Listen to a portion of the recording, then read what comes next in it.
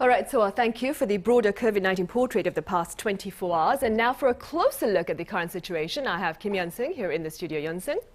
Thank you for having me, Sunny. Right, let's begin with the local situation on the treatment front, Yeon-SEUng. Right, so nationwide, a little over 80% of the ICU beds are in use. Almost 88% of ICU beds in the capital region are occupied, and around 70% of beds are full in regions elsewhere.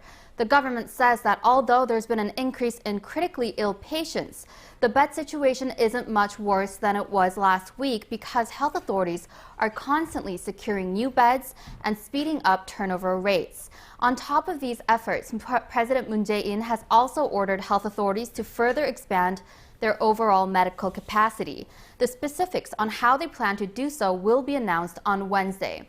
Also, I want to mention that on Monday, the case of an infected pregnant woman who had to give birth in an ambulance because there were no ICU beds left in all of the hospitals nearby. To make sure that this doesn't happen again, health officials are setting aside dedicated beds for pregnant women with COVID-19. Right, Yeon-SEUng. Well, that is really good to know. Now, elsewhere here, Novavax has been approved by the EU's drug regulator. Tell us more. Exactly. So the European Union actually gave the green light to Novavax's COVID-19 vaccine for people aged 18 and older. The European Medicines Agency, or the EMA, said that the vaccine had a 90% efficacy rate, while its protection against some variant strains, including Omicron, is still unclear. Yet Europe's health officials has cleared the path for Novavax as they look to add more vaccines to their arsenal in their battle against the latest surge in COVID infections. The two-dose Novavax vaccine is different compared to the mRNA vaccines from Moderna and Pfizer in that it's a protein-based vaccine. According to the EU, the shots from Novavax has passed the Commission's rigorous standards of efficacy, quality, and safety. Novavax from next January will start shipping up to 200 million doses to the EU's 27 member states. Currently, the US FDA has not yet approved the use of Novavax COVID vaccines, and it's awaiting emergency authorization in Singapore, England, Australia, and Canada. The Novavax doses will soon be reviewed in South Korea as well, and some experts are expecting a green light as early as next January.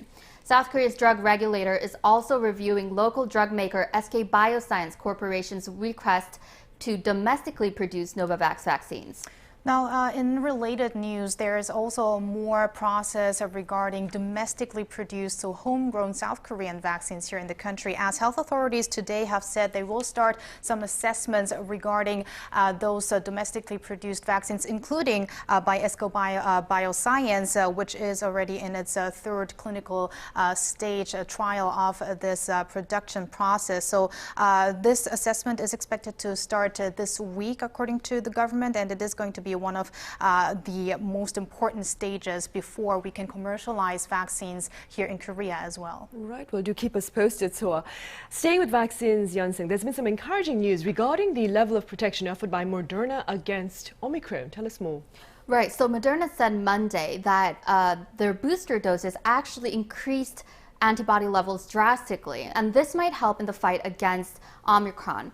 Moderna said that the company's lab tests show that after a half-dose booster shot, neutralizing antibody levels jumped by 37 times. A half-dose booster is typically administered to most people, but a full-dose shot, usually given to people with a weakened immune system, showed even more promising results. A full dose triggered an 83-fold increase in antibody levels, with the trade-off being that full doses are associated with a higher risk of side effects.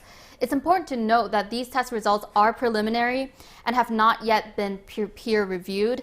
And also, antibody levels are just one indicator of vaccine protection, and they do not speak for the overall effectiveness of the vaccines. Right.